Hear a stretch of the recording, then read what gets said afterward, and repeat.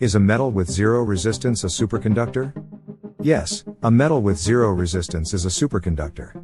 Superconductors are materials that exhibit zero electrical resistance below a certain critical temperature.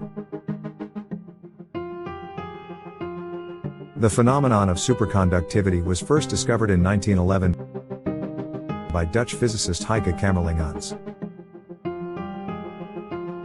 Onnes cooled a metal to extremely low temperatures using liquid helium and observed the complete disappearance of electrical resistance. Superconductors can efficiently conduct electric current due to their zero resistance. Additionally, they have the property of excluding magnetic fields, which has led to their use in various applications such as maglev trains, superconducting magnets, and superconducting computers.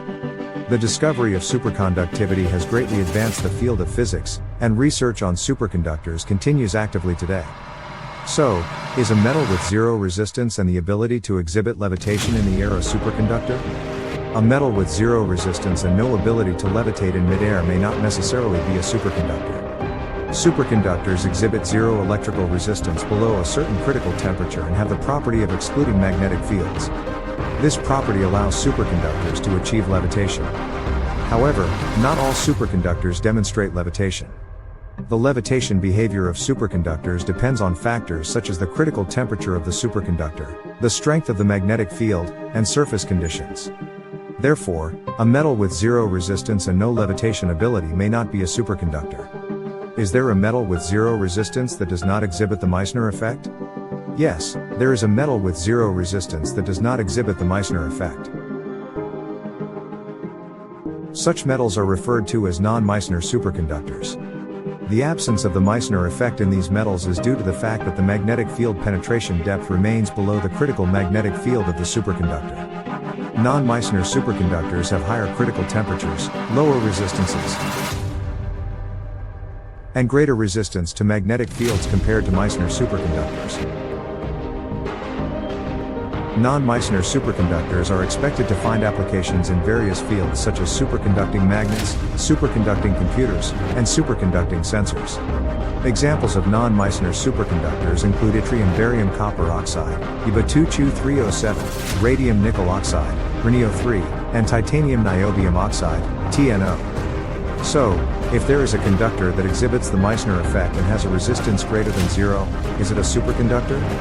No. A conductor that exhibits the Meissner effect and has a resistance greater than zero is not a superconductor. Superconductors are materials that have zero electrical resistance below a specific temperature.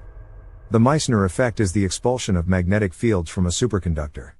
Therefore, for a material to exhibit the Meissner effect, its resistance must be zero. A conductor with resistance greater than zero is not a superconductor. Does the absence of levitation imply the absence of the Meissner effect? No, the absence of levitation does not necessarily mean the absence of the Meissner effect. Even if the Meissner effect is present, levitation may not occur. The Meissner effect is the phenomenon where a superconductor expels magnetic fields. Therefore, superconductors can achieve levitation within a magnetic field.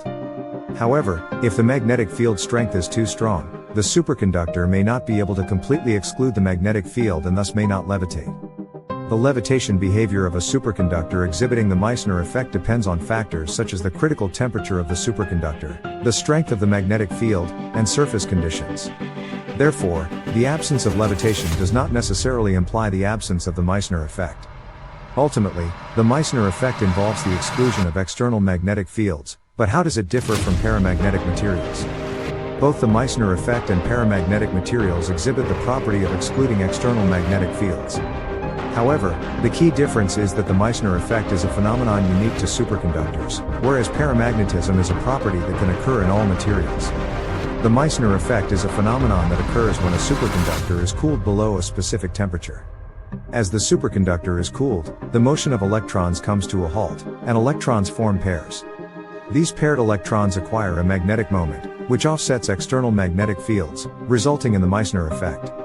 Paramagnetism, on the other hand, is a phenomenon that occurs in all materials but is not as strong as the Meissner effect. Paramagnetic materials have atoms or molecules with magnetic moments, and these moments interact to offset external magnetic fields, giving rise to paramagnetism. The Meissner effect is a distinctive feature of superconductors. It finds applications in various fields such as superconducting magnets, superconducting computers, and superconducting sensors.